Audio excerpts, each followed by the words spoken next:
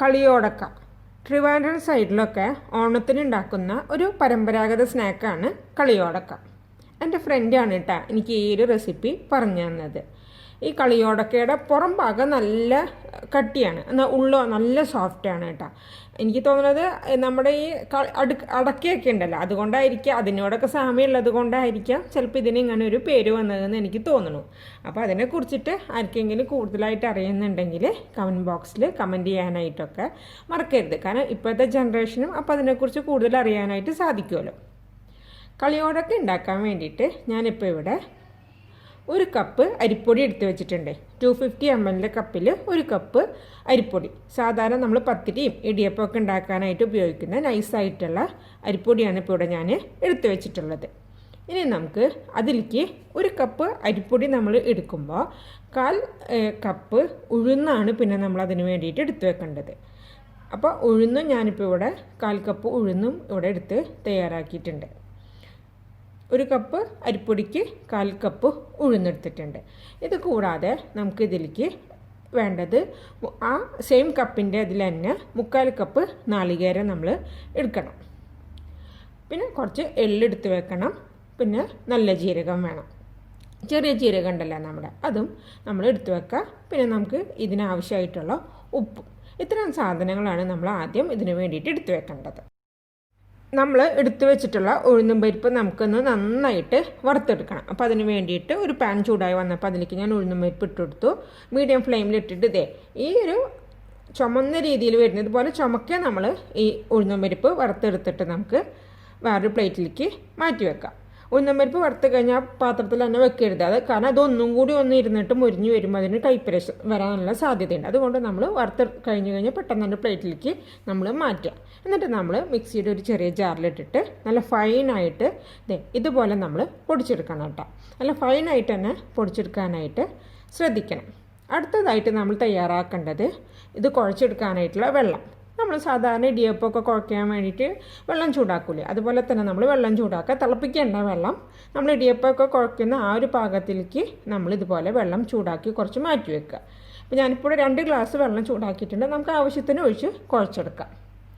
നമ്മൾ നേരത്തെ ഉഴുന്ന് പൊടിച്ചെടുത്ത ആ സെയിം ജാറിലേക്ക് നമ്മൾ എടുത്തു വെച്ചിട്ടുള്ള നാളികേരം കൂടി ഒന്ന് ഇട്ട് കൊടുക്കുകയാണ്. എന്നിട്ട് ആ നാളികേരം ഒന്ന് നമ്മളൊന്ന് ഒതുക്കിയെടുക്കാൻ പോവുകയാണ്. അരയ്ക്കൊന്നും വേണ്ട, നമ്മൾ തോരനൊക്കെ ചെയ്തെടുക്കുന്നത് പോലെ ഒന്ന് നന്നായിട്ടൊന്ന് ഒതുക്കി എടുത്താൽ മതി. നമ്മൾ എടുത്തു വെച്ചിട്ടുള്ള ജീരകവും കൂടി ഞാനപ്പോൾ ഇതിലേക്ക് ഇട്ട് കൊടുത്തു. ചിലർ ഇതിലേക്ക് ചെറിയുള്ളി ചേർക്കാറുണ്ട് കേട്ടോ, ഇതുപോലെ ഒതുക്കിയെടുക്കാറുണ്ട്.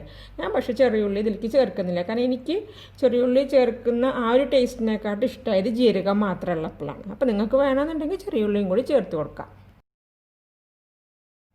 ഇനി നമുക്ക് ഇതൊക്കെ കുഴച്ച് മിക്സാക്കാവുന്ന ഒരു പാത്രം എടുക്കുക. അതിലേക്ക് നമ്മൾ എടുത്ത് വെച്ചിട്ടുള്ള അരിപ്പൊടിയും നമ്മൾ അതുപോലെ വറുത്തിട്ട് നല്ല ഫൈനാക്കി പൊടിച്ച് വെച്ചിട്ടുള്ള ഉഴുന്നിൻ പൊടി ഉണ്ടല്ലോ, ആ പൊടിയും നമ്മൾ ആദ്യം ചേർത്ത് കൊടുക്കുക. പിന്നെ നമ്മൾ ചതച്ച് വെച്ചിട്ടുള്ള നാളികേരം ജീരകത്തിൻ്റെ ആ ഒരു മിക്സ് ഉണ്ടല്ലോ, അതും നമുക്ക് ഈ ഒരു ഇതിലേക്ക് ഇട്ട് കൊടുക്കാം. പിന്നെ ആവശ്യത്തിനുള്ള ഉപ്പ് ചേർത്ത് കൊടുക്കണം.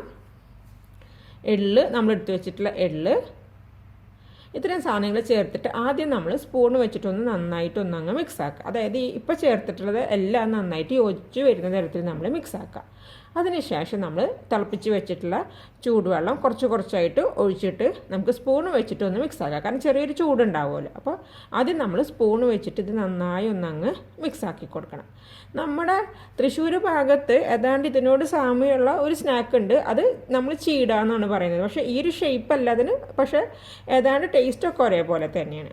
ഇനി നമുക്കിത് കൈ വെച്ചിട്ട് ഒന്ന് നന്നായിട്ട് കുഴച്ച് ഒരു മാവ് പരുവത്തിലേക്ക് ആക്കിയെടുക്കുക. അപ്പം ഇതിൻ്റെ കണക്കെന്ന് പറയുന്നത് ഇതുപോലെ നമുക്ക് കയ്യിലെടുത്ത് പിടിച്ചിട്ട് ഇങ്ങനെ ബോൾസ് ആക്കിയിട്ട് മാറ്റാൻ പറ്റണം. അതാണ് ഇതിൻ്റെ കണക്കെന്ന് പറയുന്നത്. അപ്പോൾ ഞാൻ ഇതിൽ നിന്ന് ഇത്തിരി ആയിട്ട് എടുത്തിട്ട് ഇതുപോലെ ഉരുട്ടി കുഞ്ഞു ബോൾസാക്കി നമ്മൾ മാറ്റി വെക്കുകയാണ്. പണ്ടുള്ളവർ ഇതുപോലെ മാവ് കുഴച്ച് വെക്കുള്ളായിരുന്നു അത്ര. എന്നിട്ട് വലിയ ചീനിച്ചട്ടി വെച്ചിട്ട് 3-4 പേര് ഇരുന്നിട്ട് അപ്പം ഉരുട്ടി എണ്ണയിലേക്ക് ഇടുമായിരുന്നു. പക്ഷെ നമുക്ക് ഇപ്പോൾ എളുപ്പത്തിന് വേണ്ടിയിട്ട് ഇതുപോലെ ആദ്യം ഉരുട്ടി വെക്കാം. അതിന് ശേഷം നമുക്ക് ഇത് എണ്ണയിലിട്ടിട്ട് പൊരിച്ചെടുക്കാം. ഞാനപ്പോൾ അതേ നമ്മുടെ മാവിൽ നിന്ന് എല്ലാതും ഇതുപോലെ കുഞ്ഞു ഉരുളകളാക്കി ഞാൻ എടുത്ത് മാറ്റി വെച്ചിട്ടുണ്ട്. കുഞ്ഞു ഉരുളകൾ മതിയിട്ട്, അത്ര വലിയ ഉരുളകളാക്കിയിട്ട് ചെയ്യരുത്. കളിയോടക്ക പൊരിച്ചെടുക്കാൻ വേണ്ടിയിട്ട് ഞാനിപ്പോൾ ഒരു ചീനച്ചട്ടിയിൽ കുറച്ച് എണ്ണ ഒഴിച്ചിട്ട് ചൂടാക്കിയിട്ടുണ്ട്. ഇതിലേക്ക് നമ്മൾ തയ്യാറാക്കി വെച്ചിട്ടുള്ള കളിയോടക്കയുടെ ആ ഒരു ഉരുളകളുണ്ടല്ലോ, അത് നമുക്കിതിലേക്ക് ഇട്ട് കൊടുക്കാം. ഇത് ഇട്ട് കൊടുക്കുന്ന സമയത്ത് നമ്മൾ ഹൈ ഫ്ലെയിമിൽ വേണം വെക്കാനായിട്ട്. അത് കഴിഞ്ഞ് ഒരു 2 മിനിറ്റ് കഴിയുമ്പോൾ നമ്മളതിന് മീഡിയം ഫ്ലെയിമിലേക്ക് മാറ്റണം കേട്ടോ. അതുപോലെ നമ്മൾ ചട്ടി നിറയെ തിങ്ങി നിൽക്കുന്ന രീതിയിൽ നമ്മൾ ഇട്ട് കൊടുക്കണ്ട. അതിന് ചുറ്റും ഒരിത്തിരി സ്പേസ് ഇടുന്നത് നല്ലതാണ്. അതുപോലെ നമ്മൾ ഇട്ട് കൊടുത്ത അപ്പം തന്നെ കയ്യിലിട്ടിട്ട് ഇളക്കാനും പാടില്ല. അത് 2 മിനിറ്റ് ഒന്ന് അതിലേക്ക് എടുക്കുമ്പോൾ നമ്മൾ ഹൈ ഫ്ലെയിമിലിട്ടിട്ട് ചെയ്യുമ്പോൾ അതിൻ്റെ പുറം ഭാഗമൊക്കെ ഒന്ന് മുരിയും. അതിനുശേഷം നമ്മൾ മീഡിയം ഫ്ലെയിമിലേക്ക് മാറ്റുക. എന്നിട്ട് ഇതുപോലെ ഒന്ന് നമ്മൾ അങ്ങോട്ടും ഇങ്ങോട്ടും ഒന്ന് ഇളക്കിയിട്ട് എല്ലാ ഭാഗവും നന്നായിട്ട് ഈവണായിട്ട് മുരിഞ്ഞെടുക്കുന്ന വരുന്ന രീതിയിലേക്ക് നമ്മൾ ഇത് പൊരിച്ചെടുക്കണം. അപ്പോൾ ആദ്യം നന്നായിട്ട് ഇങ്ങനെ പതയുണ്ടാവും. അത് വെന്ത് വരുമ്പോൾ അതിൻ്റെ പതയൊക്കെ കുറയും. അതുപോലെ ഈ ഒരു ലൈറ്റ് ഗോൾഡൻ കളറായ സമയത്ത് നമുക്കിത് കോരി മാറ്റാം. ഇത് ഇരുന്നിട്ട് അതൊന്നും കൂടി ഒന്ന് മുറുകും. അപ്പോൾ നമുക്ക് ലൈറ്റ് ഷെയ്ഡ് വന്നു കഴിഞ്ഞാൽ നമുക്കിത് ചീനച്ചട്ടിയിൽ നിന്ന് കോരി മാറ്റാം. അതുപോലെ തന്നെ നമ്മൾ തയ്യാറാക്കി വെച്ചിട്ടുള്ള എല്ലാ ബോൾസും നമുക്ക് പൊരിച്ച് കോരി ഒരു പാത്രത്തിലേക്ക് മാറ്റി വെക്കാം. ഇതിങ്ങനെ വെറുതെ ഇരുന്ന് കുറിക്കാനൊക്കെ ആയിട്ടും നല്ല സ്നാക്കാണ് കേട്ടോ. ഹെൽത്തിയാണ്. നമ്മളെ അരിപ്പൊടിയല്ലേ, ഇതിൽ നമ്മുടെ വീട്ടിലെ ഇൻഗ്രീഡിയൻസ് വെച്ച് നമുക്ക് പെട്ടെന്ന് ഉണ്ടാക്കിയെടുക്കാവുന്നൊരു സ്നാക്കും കൂടിയാണ്. അപ്പോൾ തീർച്ചയായിട്ടും ഈ ഒരു സ്നാക്ക് നിങ്ങളെല്ലാവരും ട്രൈ ചെയ്തിട്ട് നോക്കണം. അപ്പോൾ നിങ്ങളെല്ലാവരും ഇത് ട്രൈ ചെയ്യുമെന്ന് വിശ്വസിക്കുന്നു. എൻ്റെ ഒരു വീഡിയോ കണ്ട എല്ലാവർക്കും താങ്ക് യു സോ മച്ച്.